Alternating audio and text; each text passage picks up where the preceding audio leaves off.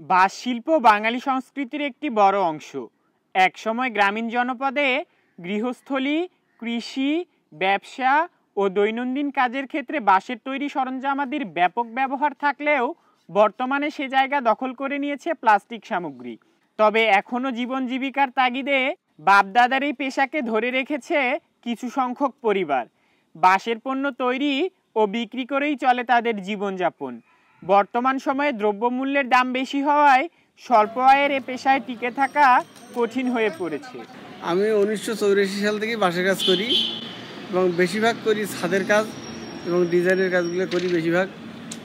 কিন্তু ইদানিং এই আরএফএল হওয়ায় ছাদের কাজের যে চাহিদাটা অনেক কমে গেছে, সময় বেশি লাগে আর খরচও হয়ে যায় বেশি, এই জন্য মানুষ একটু চাহিদাটা তার একটু কম। আগে আমরা বাঁশ কিনতাম মনে করেন 30 টাকা, 20 টাকা, 25 টাকা, 40 টাকা, 50 টাকা। এখন একটা বাঁশ কিনতে 150 টাকা, 120 টাকা।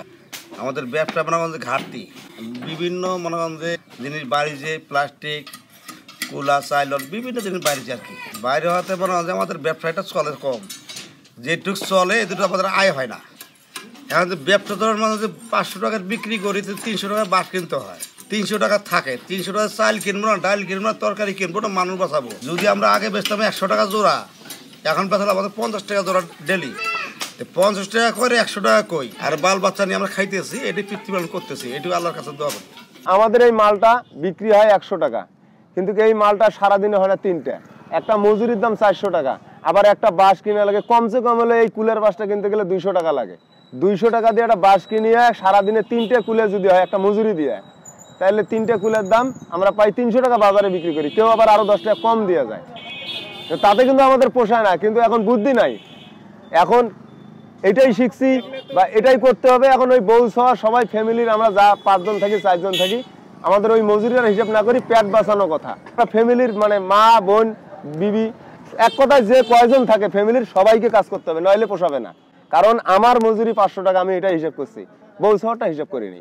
এই বিয়ে শাদীর ব্যাপারে কিন্তু আমাদের ছেলের একটা বিয়ে দিলে একটা চালা নিত, বা একটা মেয়ের বিয়ে দিলে একটা কুলে নিত, কিন্তু এখন দেখা যায় যে এই মাসে কিন্তু আমাদের এই বিক্রিটা হয় না। কারণ শুধু ওই প্লাস্টিকের একটা মানে ওই যে এটা কি একটা কাগজ দিয়ে ওগুলো তৈরি করছে, ওগুলো তৈরি করার জন্য এখন ওগুলাই নিয়ে যায়, ওরা যেখানে সেখানে পায়, আমাদের কাছে আর আইসে না। বিয়ে শাদীতে এইটা মাল আমাদের এখন চলেই না। আমাদের নিজের তবিল 10 টাকা খাটে এটা নিজে তৈরি করি, বাজারে এনে বিক্রি করি, এখান থেকে 10 টাকা বেড়ায়, সে 10 টাকা খাই। তা বাজারে আসিয়ে যদি আমরা সেটা যদি বিক্রি করতে না পারি, তাহলে আমাদের কষ্ট না? এখন বাঁশের দাম বেশি, আমার এগুলা কাম করা পোষায় না।